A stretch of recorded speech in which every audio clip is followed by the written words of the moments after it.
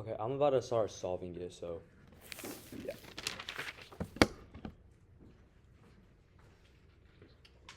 so to start off, we know that the formula for the volume of an inverted cone is volume equals 1/3 pi and then radius squared times the height. And then I believe Professor McLaughlin recommended that y'all start off with creating the given and find table. So we know that the volume increases at a rate of 4 per minute. So we're given the fact that dV over dt is equal to 4. And what we're trying to find is the rate at which the water level rises, which that would be dH over dt. And then we are given, wait, did I forget to put part of the question? Oh shoot. Did I? Oh, I did. Okay, sorry. It should be when the water is 5 meters deep.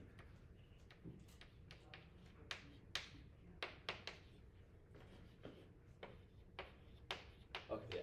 Sorry about that. But so we're given that, and then so that would be where when H is equal to 5. Let me make sure I didn't forget anything.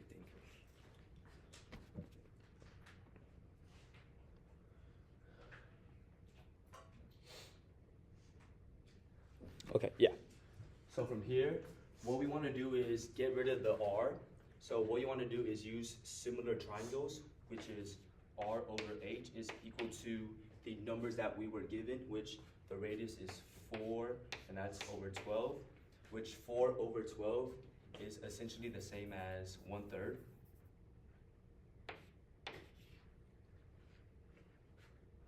And then what you want to do is you want to solve for H so you can then plug it in, which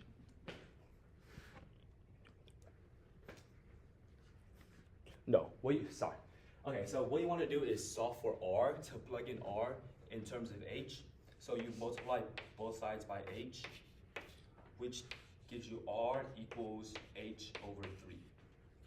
So now what you want to do is go over here and then hit both, don't hit both sides yet, just do volume equals, just do pi over 3, and then R is now H over 3, and then that squared, and then times H, and to simplify that, you get R squared, no, fudge, H squared over 9, and that times H, and then times pi over 3. And then by algebra, what you can do is just bring the 9 over here. So it'd be pi over 27, and then that is multiplied by H cubed, and then that's the volume, right?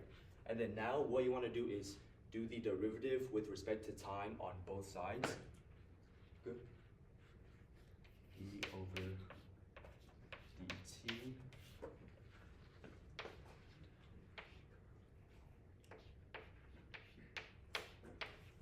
So here, that turns into dV over dt, which we got was 4 over here. And then that's 4 equals, and then since there's no like function for that, and it's just like a constant you're multiplying by, you don't need to worry about taking the derivative of that. So what you need to do is take the derivative of H cubed, which there what you would do is chain rule. So that becomes, you bring the pi over 27, and then that becomes 3h squared, and then times h prime, which h prime is the same as dh over dt. So h prime is what we're trying to solve for. And then now what you can do is just combine the 3 with the pi over 27, and then that gives you pi over 9, which you can then multiply to bring on the side of the 4, which that gives you 9, 18, 36 over pi. So it'd be 36 over pi is equal to h squared times h prime, which from h was part of the given, because we're trying to find the rate the water rises when h is 5. So all you do is plug in 5 for h, which that gives you 25, which I'm gonna do it over here because there's no space. So it's 36 over pi equals 5 squared and then h prime. So just divide both sides by 25. So it'd be 36 over 25 pi equals h prime, or it's the same as dh over dt. So this would be your answer. Does that make sense? I can go back and re-explain some things if you guys are confused. Yes? Where did you get R over H from? Like at the very beginning? Yes. So basically, that's the idea of similar triangles, which like it's the ratio of R to H. And since we were given the height of the height of the cone and the base radius of the cone, what you can do is just do R over H, and then that is the same as the ratio of the given radius and the given height. And then using that, you solve for R, because that gives you R in terms of H, right? And then from that, you plug that back into the equation to take out the R. And just do it in terms of H. I'm sorry? Can you like draw up the cone and the proportion? I can, Just so I yes. see, Yeah. see. I'm not too good at drawing, but I think it'd be something like this. I think that's an inverted cone. Yeah. I think it is. Okay, and the radius would basically just be like from here to here. I think it was what, 4. So here is 4 and then the height here, that would be 12. Yes. Can you explain what you were, when you took the time derivative, can you explain like where the pi over 27 and the 3 and the h in parentheses squared, where all that came from? Yes, okay, yes. So back here, I had 1/3 pi and then times r squared times h, right? And earlier from using similar triangles, we know that r is equal to h over 3. So I plugged in h over 3 for r, and that would spit out 1/3 times pi times h over 3 squared times h. And then I just put the pi on top of the 1/3. Okay. Yeah. And then from there, after I went and squared this, that became h squared over 9, right? And then that's multiplied by h and also multiplied by a pi over 3. So all I did was I just combined the 3 and the 9. Okay, so would it be h squared pi over 27, or is it just?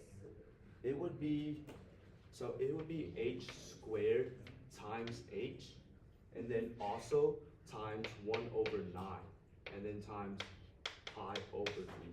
So h squared over 9 is the same as 1 over 9 times h squared. So you can just like bring that out. Does that make sense? A little bit, yeah.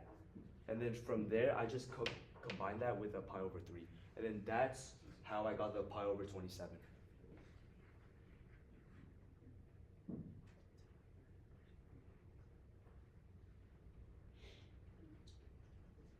Does that kind of make sense, or did I lose y'all? I don't know what's going on. Fair, okay. So where did you like get lost, sort of?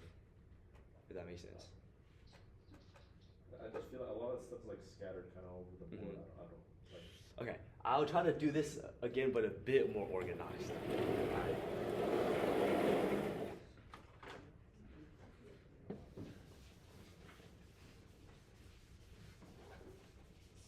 Okay, so you start with volume equals 1/3 pi, which I'm just gonna write as pi over 3, okay? So it'd be pi over 3, and then times radius squared, and then times the height. And then from the similar triangles, which is r over h, which from the equation, we knew the base radius was 4, and the height was 12, right? Which 4 over 12 turns into the same as 1 over 3. And then from there, since we're trying to find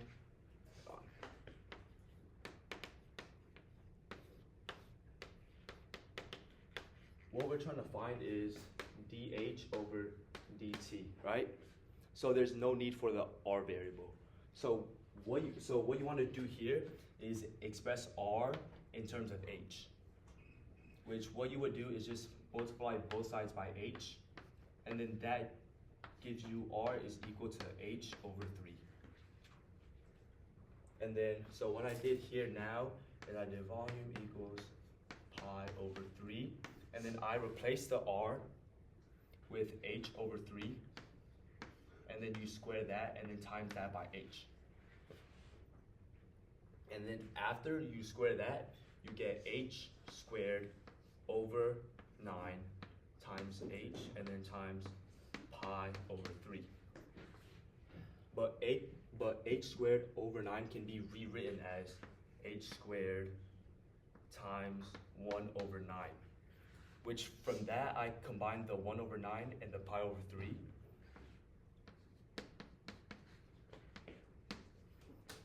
So I combined it to make pi over 27, and then it's that times you combine the h's and then h cubed. And then that is equal to the volume. And then we were given that the rate the volume increases, which is dv over dt, is equal to 4. So from here, that's still the initial equation, but just rewritten in terms of h. So the r is gone now. So now what you do is hit both sides with the time derivative, d over dt, d over dt. And then here we get dv over dt, which we know from the problem is 4. So that'd be 4 and then equals. And then when you do the derivative of this, you would basically just take it for h cubed, which for that you would do the chain rule. So it would be 3,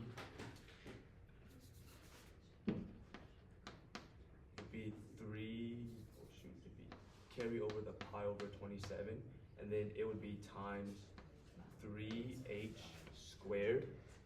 And then whenever you're doing chain rule, you also need to take the derivative of the inside, which is dh over dt.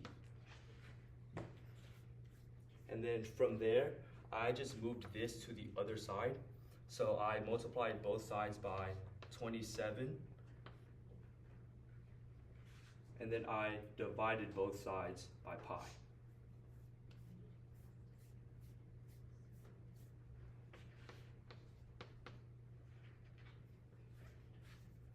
Oh, I forgot about the 3. Okay, wait. Before you multiply both sides and do all that stuff, what you can do is bring the 3 up to the pi. So 3 pi over 27, which that simplifies to pi over 9. And then just carry that over to the other side by, which that can be written as pi over 9. So to carry that to the other side, you multiply by 9, and then that gives you 20, no, that's not 29, 18, 36. And then you divide both sides by that pi there. So 36 over pi. And then that is equal to h squared dh over dt. Yes? Would you cancel the pi over 27 when you're taking the derivative? Or like, does that turn into 0, or do we just leave it? That would not turn into 0, no, because from there you're doing a product rule, which it'd be, you hold this and take the derivative of that, and then you add the derivative of this times that, which it'd be just this times the derivative of this and then plus 0. Okay. Yeah. So here you have 36 over pi equals h squared and then dh dt. And then from there you just plug in the h that was given, which was you're trying to find the rate the water level increases when the height is 5. So you just plug in 5. So you get 36 over pi equals 25 dh dt. And you're trying to find dh dt, right? So just divide both sides by 25. And then that's your answer. So the final answer would be 36 over 25 pi. Yes? How did you get the 36? Like, what did you do with the pi over 9 to make Yes. 36? So I did first. Okay. So you have 4 equals pi over 9, and then h squared dh over dt. So first I multiplied both sides by 9 to get rid of the 9 on the denominator. So that gives you 36 equals pi h squared dh dt, and then I just divided both sides by that pi, Okay. and then that gives you the 36 pi. Okay. Thank you. Did that make more sense? Yes? So when you're looking for the radius, you're always going to do r divided by h, and like that's the only reason you need to use the base, radius, and height. Yes.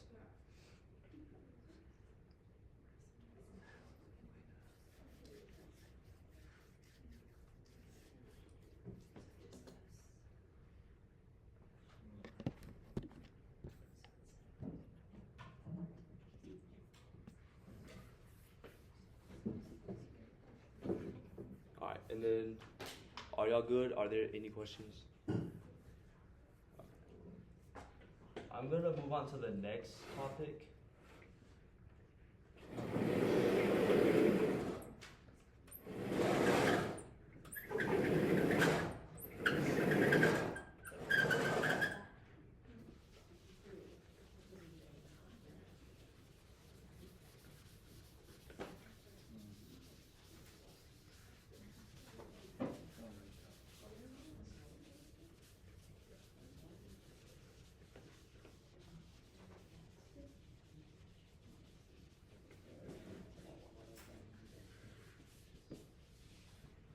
Which the next one I'm gonna do, it's gonna be approximating differentials.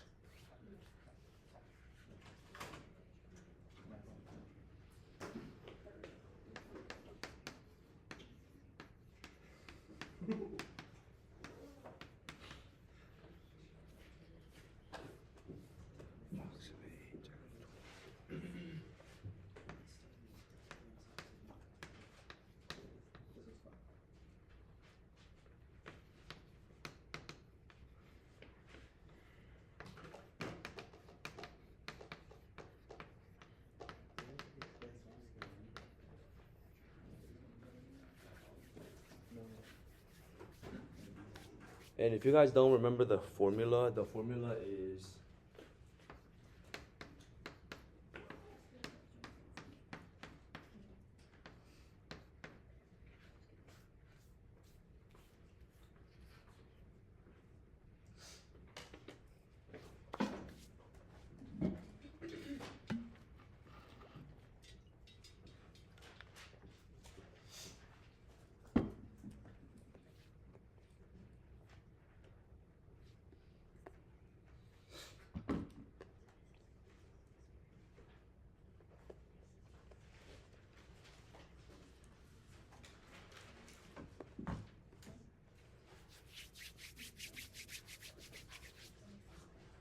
yes. So if, like, we're using square root of 25, Mhm. since that's bigger than 23.4, would we subtract dy, or would we add dy still? What do you mean? Like, like, isn't the formula you take the square root of, like, the one that we come up with in our head, Mm-hmm. and then you add dy to it? Let's see. Wait. It should be add dx to it. Yeah, it should be add dx. Because it would be, dx would be a negative number. So it would be, say, you're using 25 to approximate, right? And then you would add dx, and then that should spit out 23.4.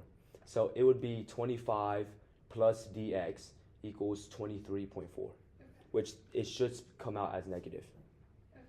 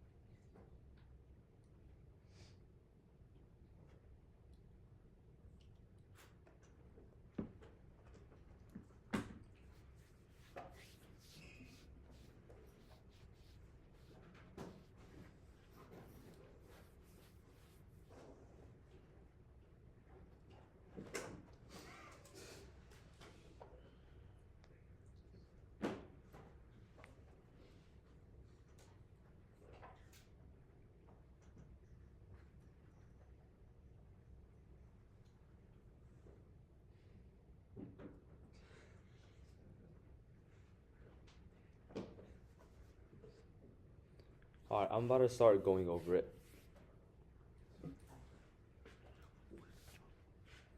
Okay, so what you want to do first is, we know that the function is basically just root x.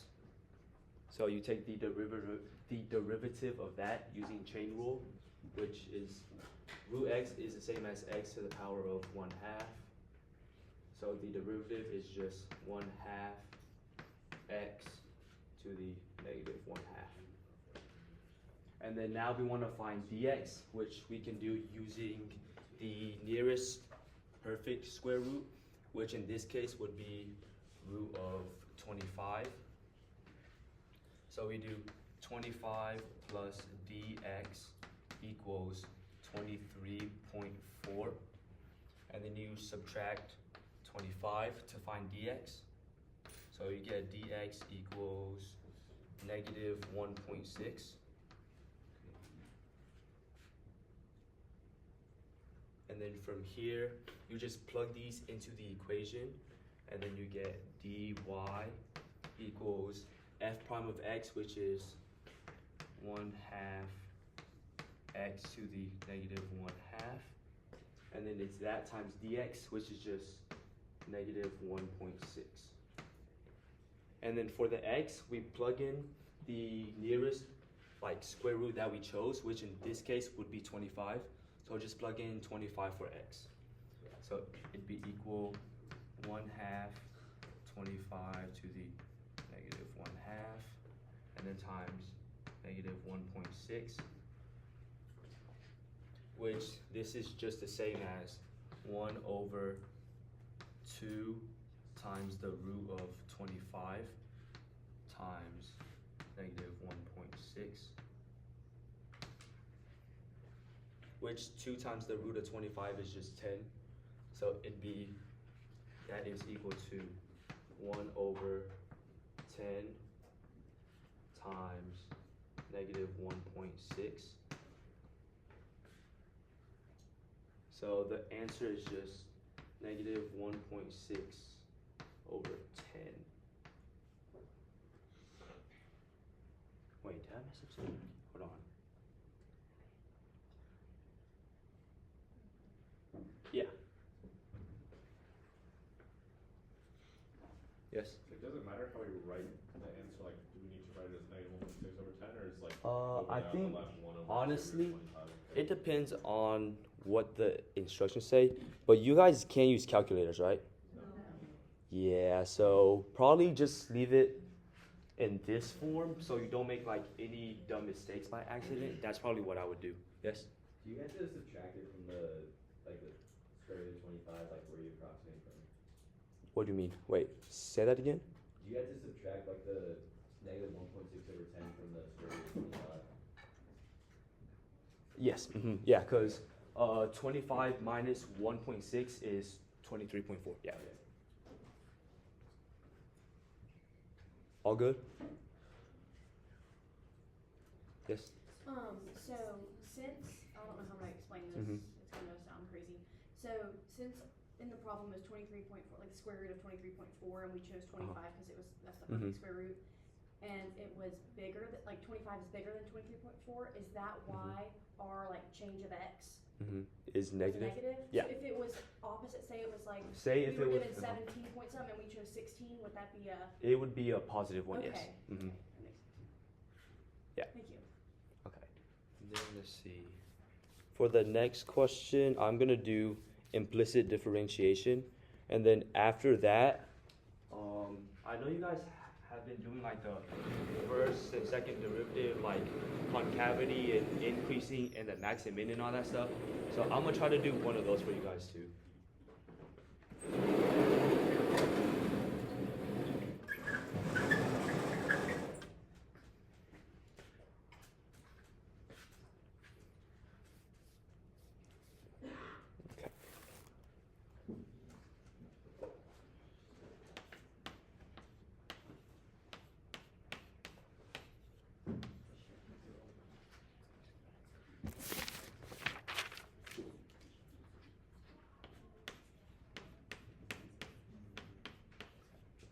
Solve that.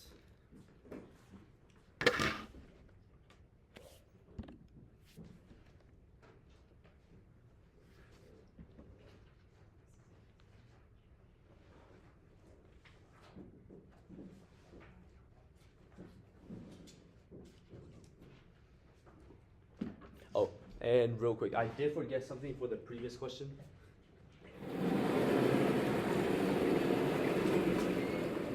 What you want to do after you find this is you also want to add the square root of the number you used to approximate. So you used root of 25, so you would just add 5. Don't forget that.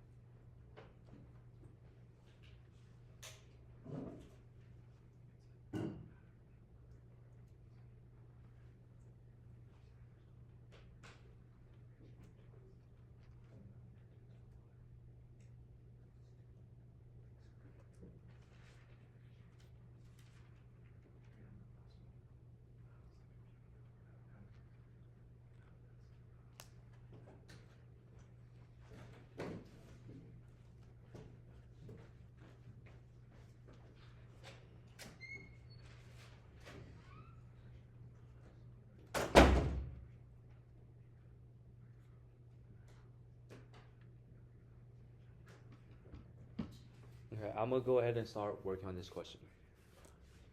So to start, what you want to do is just hit both sides with the d over dx operator.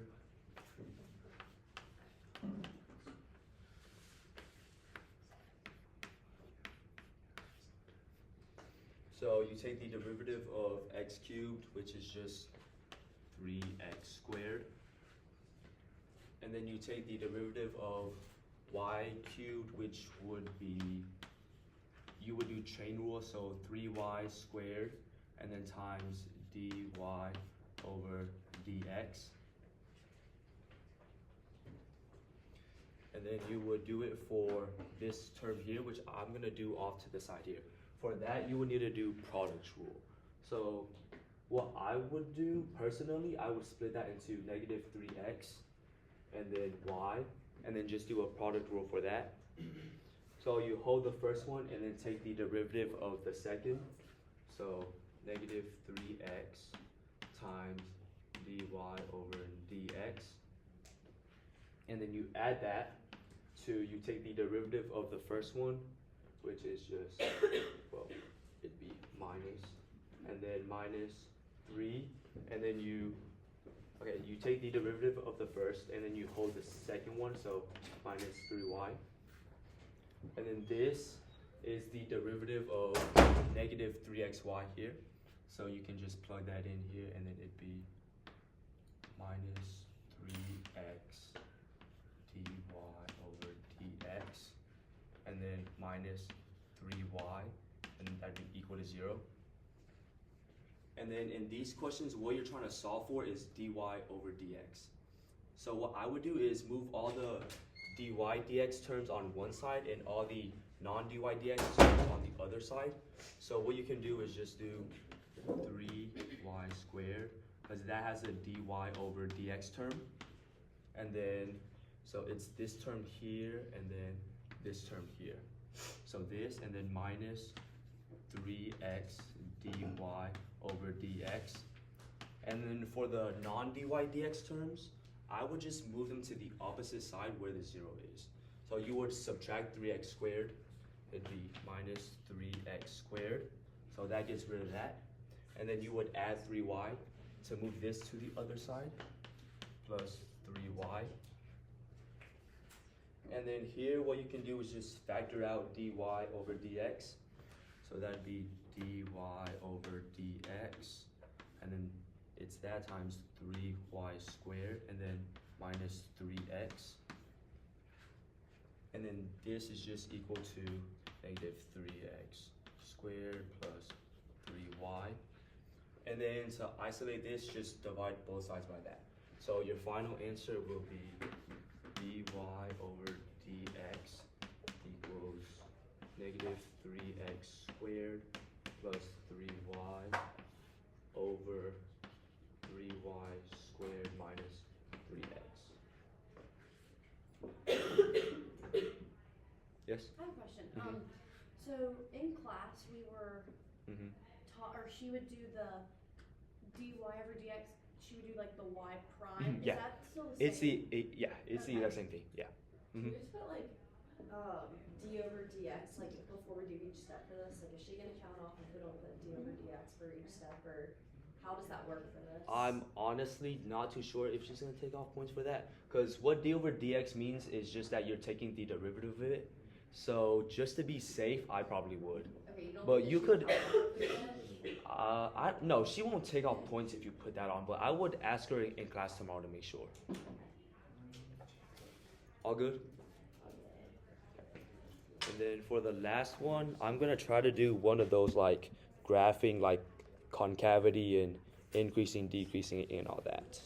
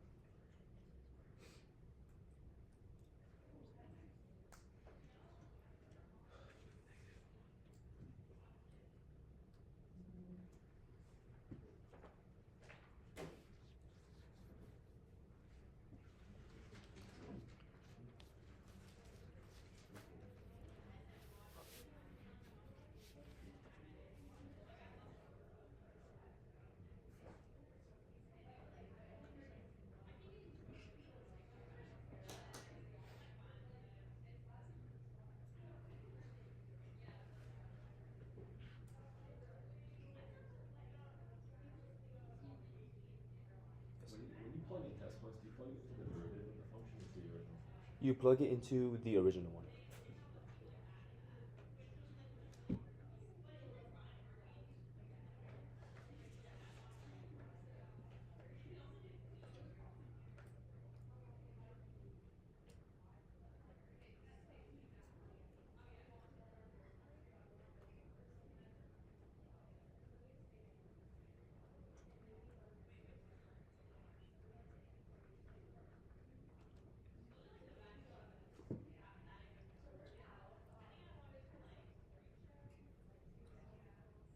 Wait, no, I lied. For test points, right?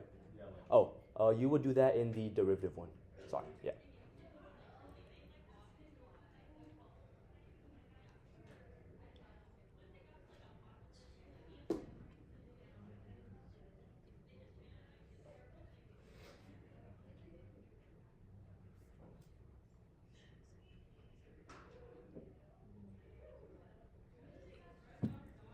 We're almost out of time, so I'm gonna go ahead and start and try to get finished fast.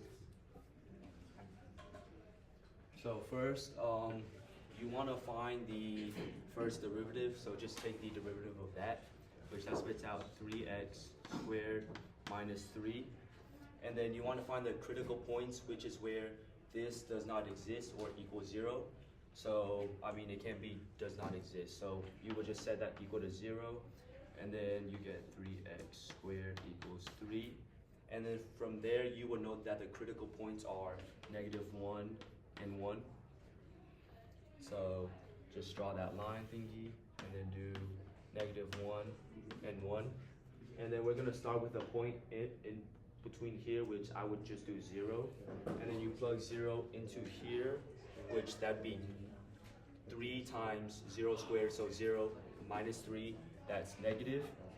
And then if you do -2 as a test point, that would be 6 minus 3, that's positive. And then if you do 2, that would also be positive. And then also remember to do the endpoints too, to see if, wait, no, you do not need to know the endpoints, okay. Never mind, I am tripping right now. Okay, so you know that if it goes up and then it goes down, that makes a high.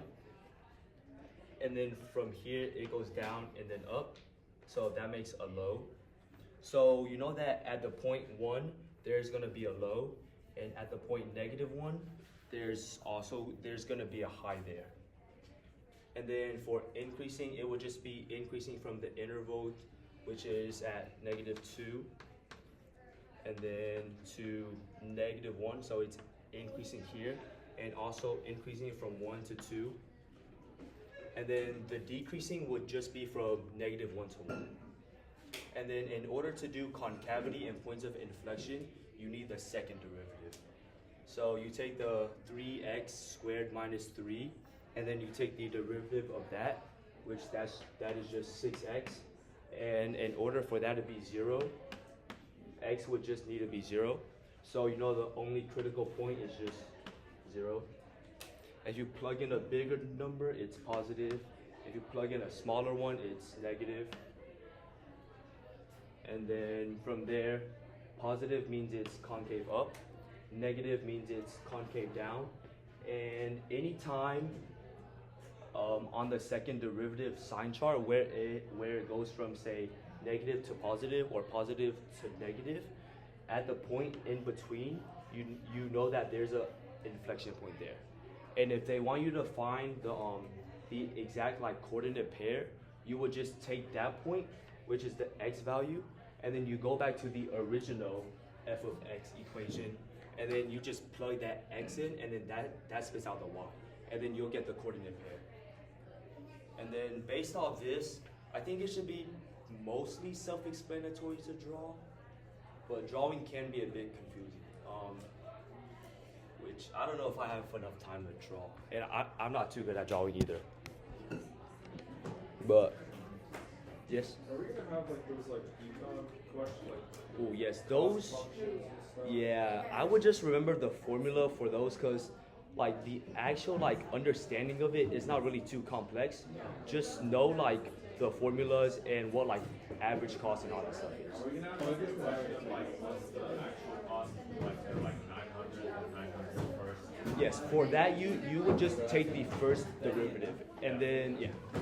So Marginal cost is the first derivative, Yes. right? Mhm. The actual cost is the original. the original yes. Yeah. And we have like C of x minus C of x. Let me The just- other way around. For to find the profit. Yeah. Oh, profit is R of x minus C of x. And R of x can also be written as P times x, where P is the demand function. But those questions will show up. I believe they will, because that was part of 3.4, right?